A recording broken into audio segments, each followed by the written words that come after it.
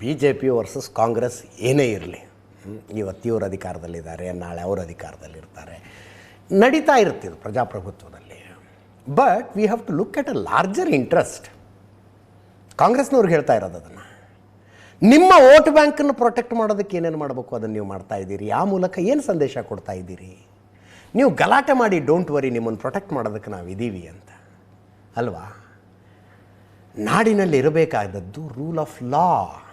Rule of law ಇರಬೇಕು ನಾಡಿನಲ್ಲಿ. ಅವತ್ತು ಘಟನೆ ಆದ ದಿವಸನೂ ಇದೇ ಮಾತು ಹೇಳಿದ್ದೆ ನಾನು. ಸುರೇಶ ಅನ್ನೋನು ಮುಸ್ಲಿಮರ ಧಾರ್ಮಿಕ ಭಾವನೆಗೆ ಧಕ್ಕೆ ತಂದದ್ದು ಹೌದು. ಕುರಾನಿನ ಪವಿತ್ರ ಗ್ರಂಥಗಳ ಅವನಿಗೂ ಓದೋದಕ್ಕೆ ಬರೋದಿಲ್ಲ, ನಮಗೂ ಓದೋದಕ್ಕೆ ಬರೋದಿಲ್ಲ, ಅರಬ್ಬಿಕ್ ಶಬ್ದಗಳನ್ನು ಆತ ರಾಜಕೀಯ ನಾಯಕರ ಮೈ ಮೇಲೆ ಅಂಟಿಸಿದ್ದ. ಧಾರ್ಮಿಕ ಭಾವನೆಗೆ ಧಕ್ಕೆ ತಂದದ್ದು ಹೌದು.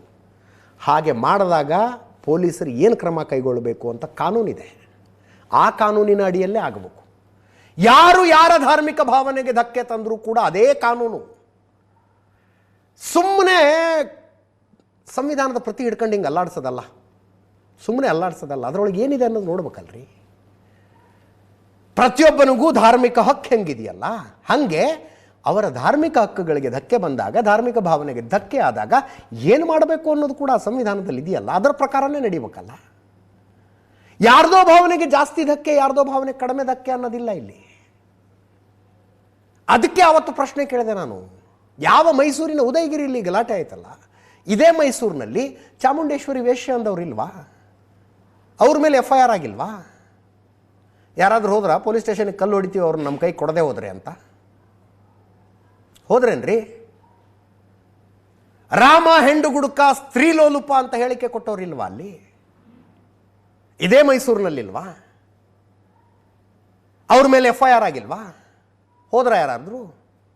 ಅವ್ರು ನಮ್ಮ ವಶಕ್ಕೆ ಕೊಟ್ಟು ಬಿಡಿ, ಕೊಡದೆ ಹೋದ್ರೆ ನಾವು ಕಲ್ಲು ತೂರ್ತೀವಿ ಯಾರು ಅಂದ್ರ? ನೋ. ಅವ್ರು ಇವತ್ತಿಗೂ ಪೊಲೀಸ್ ಸೆಕ್ಯೂರಿಟಿಲಿ ಇದ್ದಾರೆ, ಅಲ್ಲೇ ಮೈಸೂರಿನಲ್ಲಿ ಓಡಾಡ್ತಾರೆ. ಹಾಗೇ ಇರಬೇಕು, ಹಾಗೇ ಇರಬೇಕು. ಆದರೆ ಸರ್ಕಾರಗಳಾದಂಥವು, ರಾಜಕೀಯ ಪಕ್ಷಗಳಾದಂಥವ್ರಿಗೆ ಯಾವುದೋ ಒಂದು ದೇವರಿಗೆ ಅವಮಾನ ಆದರೆ ಅದು ವಾಕ್ ಸ್ವಾತಂತ್ರ್ಯ, ಇನ್ನೊಂದು ದೇವರಿಗೆ ಅವಮಾನ ಆದರೆ ಧಾರ್ಮಿಕ ಭಾವನೆಗೆ ಧಕ್ಕೆ ಅನ್ನುವ ಮನಸ್ಥಿತಿಗೆ ಸರ್ಕಾರಗಳ ಬರಬಾರ್ದು, ರಾಜಕೀಯ ಪಕ್ಷಗಳ ಬರಬಾರ್ದು. ನೀವು ಯಾರು ಓಟ್ ಹಾಕಿಸ್ಕೊಂಡು ಸರ್ಕಾರಕ್ಕೆ ಬಂದರು, ಯಾರು ಓಟ್ ಹಾಕಿಸ್ಕೊಂಡು ಅಧಿಕಾರಕ್ಕೆ ಬಂದರು, ಅಧಿಕಾರಕ್ಕೆ ಬಂದ ಮೇಲೆ ನಿಮಗೆ ಎಲ್ಲರ ಧಾರ್ಮಿಕ ಭಾವನೆಗಳು ಸಮಾನ.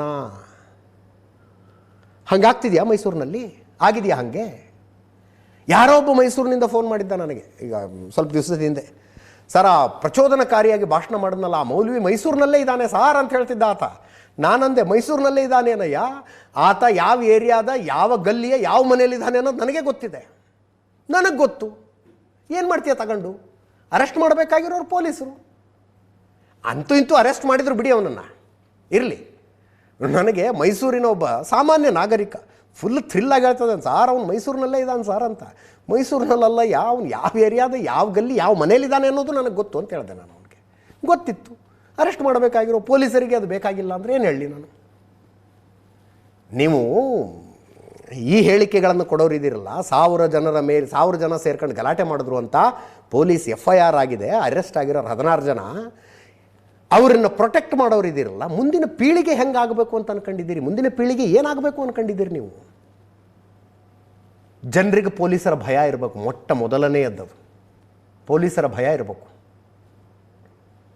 ಕಂಡ ವಿಷಯಕ್ಕೆ ಕಂಡಲ್ಲಿ ಕಲ್ಲು ಎತ್ಕೊಂಡ್ರೆ ಬೆನ್ನು ಕೆಳಗೆ ಬಾಸುಂಡೆ ಮೂಡ್ತವೆ ಅನ್ನುವ ಎಚ್ಚರಿಕೆ ಜನರಲ್ಲಿದ್ದಾಗ ಇಂಥ ಗಲಾಟೆಗಳಾಗೋದಿಲ್ಲ. ಕಲ್ಲು ಎಸಿರಯ್ಯ ನೋಡೋಣ, ಪ್ರೊಟೆಕ್ಟ್ ಮಾಡೋದಕ್ಕೆ ನಮ್ಮನ್ನು ಸರ್ಕಾರ ಇದೆ ಅನ್ನೋ ಭಾವನೆ ಒಂದು ಗುಂಪಿಗೆ ಬಂದುಬಿಟ್ರೆ ಸರ್ಕಾರಗಳೇನ್ರಿ ಇವತ್ತಿರ್ತವೆ, ನಾಳೆ ಇರೋದಿಲ್ಲ. ಮುಂದಿನ ಜನಾಂಗದ ಕಥೆ ಏನು? ಮುಂದಿನ ಪೀಳಿಗೆ ಕಥೆ ಏನು? ಯೋಚನೆ ಮಾಡಬೇಕಾದವ್ರು ಯಾರು? BJP ಅವರು ಇವತ್ತು ಪ್ರೊಟೆಸ್ಟ್ ಮಾಡ್ತಾ ಇರೋದು ಪೊಲಿಟಿಕಲ್ ಕಾರಣಕ್ಕೆ, ಪಕ್ಕಾ ರಾಜಕೀಯ ಕಾರಣಕ್ಕೆ ಪ್ರೊಟೆಸ್ಟ್. ಅದು ಇವರೇನು ಸಮಾಜ ಉದ್ಧಾರಕ್ಕಾಗಿ ಅಲ್ಲ BJP ಅವರು ಬಂದು ಪ್ರೊಟೆಸ್ಟ್ ಮಾಡ್ತಾ ಇರೋದು. ಹಾಗೆ ಸಮಾಜ ಉದ್ಧಾರಕ್ಕಲ್ಲ ಸರ್ಕಾರದವರು ಆ ಗಲಭೆಕೋರನ್ನು ಪ್ರೊಟೆಕ್ಟ್ ಮಾಡ್ತಾ ಇರೋದು, ಉದ್ಧಾರಕ್ಕಲ್ಲ. ಅದು ನಿಮ್ಮ ವೋಟ್ ಬ್ಯಾಂಕ್ಗಳನ್ನು ನೀವು ಅಡ್ರೆಸ್ ಮಾಡ್ತಾ ಇದ್ದೀರಿ ಅಷ್ಟೇ. ಪ್ಲೇಯಿಂಗ್ ಟು ದ ಗ್ಯಾಲರಿ ಅಂತಾರೆ. ಕ್ರಿಕೆಟ್ ಆಡೋದಕ್ಕೆ ಬಂದವನು ತನ್ನ ಅಭಿಮಾನಿಗಳು ಯಾವ ಕಡೆ ಇರ್ತಾರೋ ಆ ಕಡೆ 6 ಹೊಡಿಬೇಕು ಅನ್ಕೊತಿರ್ತಾನೆ, ಆ ಕಡೆ ಬ್ಯಾಟ್ ಬೀಸ್ತಿರ್ತಾನೆ. Playing to the gallery. BJP ಅವರು ಪ್ಲೇಯಿಂಗ್ ಟು ದ ಗ್ಯಾಲರಿ, ಕಾಂಗ್ರೆಸ್ನವರು ಪ್ಲೇಯಿಂಗ್ ಟು ದ ಗ್ಯಾಲರಿ. ಜನಸಾಮಾನ್ಯರಾಗಿ ನೀವು ಯೋಚನೆ ಮಾಡಬೇಕಾಗಿರೋದೇನು? ಹೀಗೆ ಮುಂದುವರ್ಕೊಂಡು ಹೋದರೆ ನಾಳೆ ದಿವಸ ಮೈಸೂರಿನಲ್ಲಿ ಬದುಕೋ ಅಂಥ ಪರಿಸ್ಥಿತಿ ಇರೋದಿಲ್ವಾ ಅಂತ. ಅಷ್ಟು ಸುಸಂಸ್ಕೃತರ ಊರದು. ಜನಸಾಮಾನ್ಯರು ಬದುಕೋ ಪರಿಸ್ಥಿತಿಯಲ್ಲಿ ಇರುತ್ತೋ ಇಲ್ವೋ ಅನ್ನೋದು ಪ್ರಶ್ನೆ. ಹಳೆ ಹುಬ್ಬಳ್ಳಿ ಗಲಭೆ ಆಗಿದ್ದೇನು? ಕೆಜೆ ಹಳ್ಳಿ DJ ಹಳ್ಳಿ ಆಗಿದ್ದೇನಲ್ಲಿ?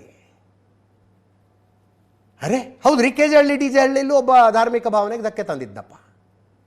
ಹಂಗೆ ಅಂತ ಪೊಲೀಸ್ ಸ್ಟೇಷನ್ಗೆ ಬೆಂಕಿ ಹಚ್ಚದ? ಹಳೆ ಹುಬ್ಬಳ್ಳಿಯಲ್ಲಿ ಒಬ್ಬ ಧಾರ್ಮಿಕ ಭಾವನೆಗೆ ಧಕ್ಕೆ ತಂದ, ಪೊಲೀಸರ ಗಾಡಿನ ಪಲ್ಟಿ ಮಾಡಿದ್ರ ಮೇಲೆ ಹತ್ತು ನಿಂತ್ಕೊಂಡು ಕುಣಿದಾಡದ? ಮತ್ತು ಕಾನೂನು ಯಾಕಿರ್ಬೇಕು? ಕಾನೂನಿನ ಪುಸ್ತಕ ಯಾಕಿರ್ಬೇಕು? ಪೊಲೀಸ್ ಸ್ಟೇಷನ್ ಯಾಕಿರ್ಬೇಕು ರೀ? ಕೋರ್ಟು ಕಚೇರಿ ಯಾಕಿರ್ಬೇಕು? ಯಾರ್ಯಾರ ಧಾರ್ಮಿಕ ಭಾವನೆಗೆ ಧಕ್ಕೆ ಬರುತ್ತೋ ಅವ್ರು ನಿಮ್ಮ ಕೈಲಾಗಿದ್ದನ್ನು ಮಾಡ್ಕೊಳ್ರಪ್ಪ.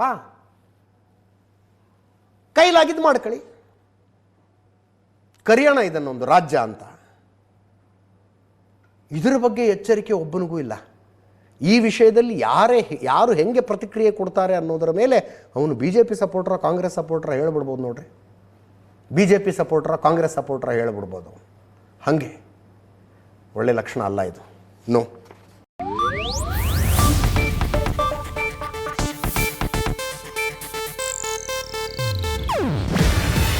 ಇದು ಏಷ್ಯಾನೆಟ್ ನ್ಯೂಸ್ ನೆಟ್ವರ್ಕ್ ಪ್ರಸ್ತುತಿ.